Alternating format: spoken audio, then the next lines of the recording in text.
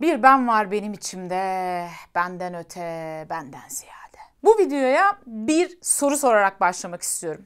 Diyelim ki bir AVM'nin içerisindesiniz, dışarı çıktınız, otoparkın oradasınız, açık otoparkın oradasınız ve içerideki arkadaşınızı bekliyorsunuz. Bu arada bir adam gördünüz. Adam elinde bir uzaktan kumandayla geldi. Ufak böyle kepçeli bir kamyonu var. Oyuncak gibi bir şey ama böyle büyük oyuncaklardan. Onu koydu yere ve uzaktan kumandayla kamyona çeşitli hareketler yaptırıyor. Siz de bunu gözlemliyorsunuz. Bunu gördüğünüzde aklınızdan geçen ilk düşünce hangisi olur? A.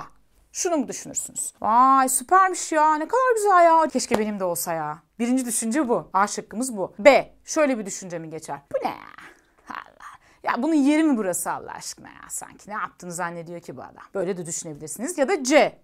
Wi-Fi ile mi çalışıyor acaba? Uzaktan kumandalı.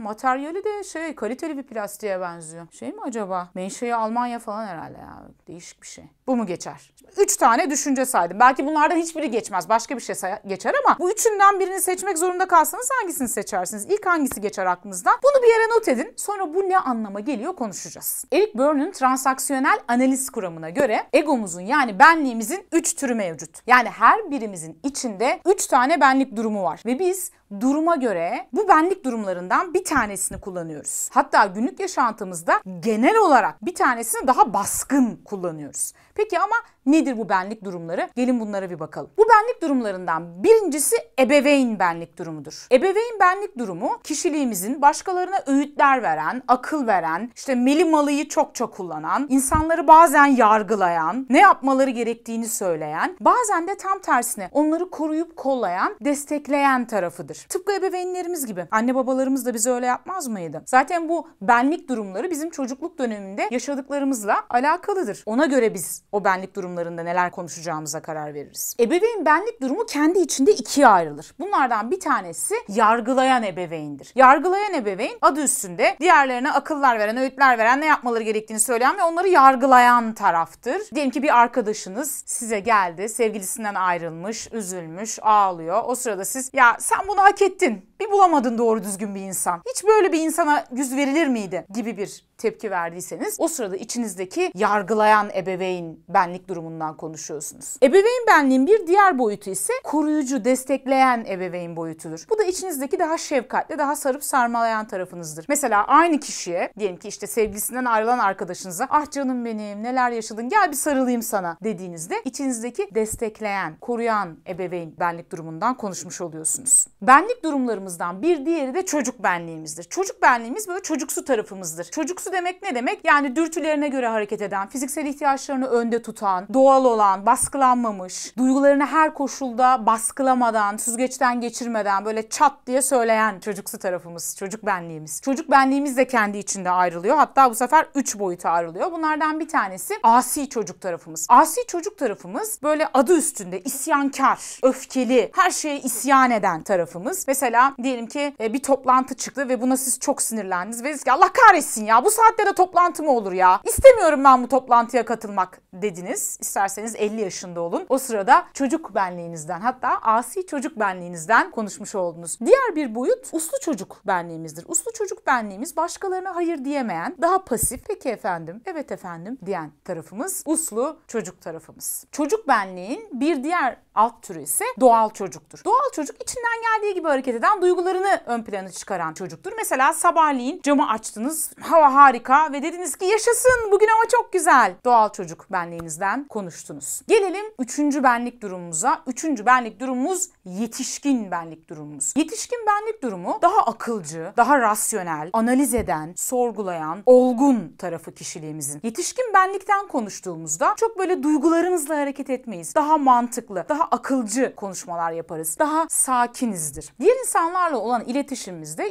biz bu 3 benlik durumundan, yani 3 ana benlik durumundan ve onun alt dallarından bir tanesiyle karşı tarafa sesleniriz. Karşı tarafta bizimle iletişim kurarken yine o da bu 3 ana benlik modundan biriyle bize seslenir. Genellikle ilişkilerde, iletişimde yetişkinden konuşun derler. Yani yetişkin moduyla iletişim kurun. Bu daha iyidir derler. Ancak aslında duruma göre ve karşı tarafın ihtiyacına uygun benlik durumundan konuşmak çok daha iyidir. Düşünsenize, sürekli yetişkin modundan konuştuğunuz zaman böyle çok robotik, çok böyle duygusuz gibi algılanabilirsiniz karşı tarafından. Ya da çok böyle ebeveyn benliğin baskın bastığı bir, ağır olduğu bir kişilik yapınız varsa eğer, bu durumda da çok insanların hayatına müdahale eden konuma düşebilirsiniz. Tam tersi, sürekli çocuk benlikte olmak da sizi daha böyle hani çocuksu, olgunlaşmamış bir kişi olarak algılanmanıza sebebiyet verebilir. En doğrusu, bunların hiçbiri diğerinden daha iyidir diyemeyiz. En doğrusu duruma göre, karşı tarafın ihtiyacına uygun benlik durumundan konuşmaktır. Diyelim ki arkadaşınız size geldi, işte sevgilisinden ayrılmış. O sırada sizden böyle destekleyici ebeveyn moduyla, koruyucu kollayıcı bir tavır beklerken, siz o sırada gayet yetişkin moduyla analiz edip sürekli sorular sorarsanız, evet o ne dedi? Peki sen ne dedin? Evet, bu durumda doğru olan şey falan diye konuşmaya başladığınızda iletişim orada kesilebilir. O yüzden karşı tarafın ihtiyacına göre hareket etmek en doğrusudur. Gelelim videonun başındaki sorumuza. Şimdi videonun başındaki soruya eğer A şıkkıyla cevap verdiyseniz, yani süpermiş ya, keşke benim de olsa dediyseniz, tahmin ediyorsunuz çocuk benlik durumunuzdan konuştunuz. B şıkkını söylediyseniz, yani bu ne ya, ne alakası var şimdi, burada da bu çalıştırılır mı hiç dediyseniz, yine tahmin ettiğiniz gibi ebeveyn benlik durumundan konuştunuz. Eğer C şıkkını söylediyseniz cevap olarak, kaç aldı acaba bunu?